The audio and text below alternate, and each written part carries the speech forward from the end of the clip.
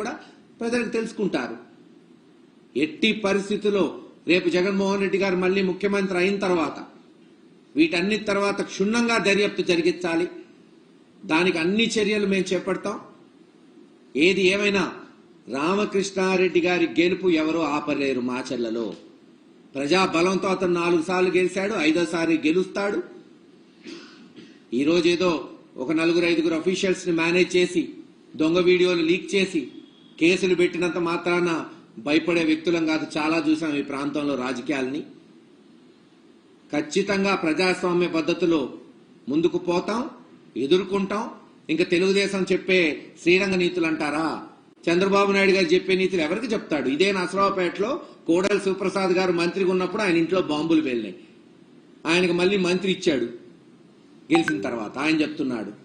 ఇంతెందుకు మాచర్లలో ఇదే బ్రహ్మారెడ్డి గారు 7 మర్డర్లు వాళ్ళ బంధువుల్ని చేయలేదా? దాంట్లో ఫ్రేమ్ చేసింది తెలుగుదేశం ప్రభుత్వం కాదా?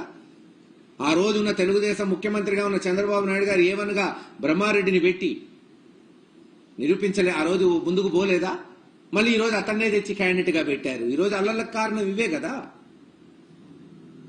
మీరు ఫ్రాక్షన్ నడుపుతూ, మీరు గొడవలు సృష్టిస్తూ, అక్కసుతో కుళ్ళుతో. ఈరోజు అడుగుతున్నా నేను, గురజాల నియోజకవర్గంలో కొత్త గణేశ్పాడు, కేసానపల్లి, మాదెనపాడు, తంగెడ ఎవరికి మెజారిటీ ఉంది గత ఎన్నికల్లో? తీయండి. తెలుగుదేశం కాదా? ఎందుకు ఆ 4-5 గ్రామాల్లోనే గొడవలు జరిగినాయి? ఎందుకంటే కుళ్ళుతో, అక్కసుతో అక్కడున్న బీసీలు, ఎస్సీలు, ఎస్టీలు జగన్మోహన్ రెడ్డి గారికి ఓట్లేశారు. మేము అగ్రకులం వాళ్ళం, మా ఆధిపత్యం ఉన్నా సరే వీళ్ళు అటు ఓటేస్తారా? ఏం అంత ధైర్యమా అని ఇళ్ల మీదకు పోయి దాడి చేయటం. ఎన్ని రోజులు చేస్తారు?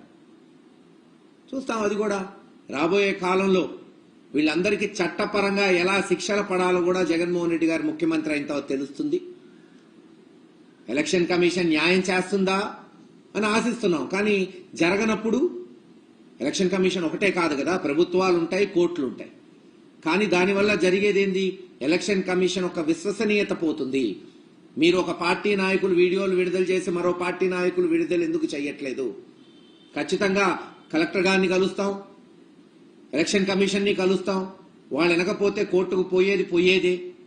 ఆ రోజున అవమానపడేది వ్యవస్థలు. గుర్తుపెట్టుకోండి. ఒక పార్టీకి ఒక చట్టం, మరో పార్టీకి ఒక చట్టం లేదు ఇక్కడ. అందరినీ సమానంగా చూడండి. తప్పు ఎవరు చేసినా శిక్షించండి, మేమేం కాదనట్లా.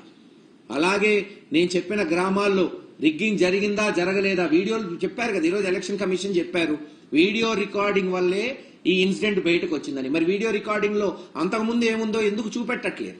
నేను అడిగేది వెరీ సింపుల్ ప్రశ్న. మేము రిగ్గింగ్ జరిగింది అంటున్నాం, జరగలేదని ప్రూవ్ చేయండి. వీడియో కెమెరాలు ఆ రికార్డింగ్ చూపెడితే అంతా కామ్ అయిపోతారు కదా.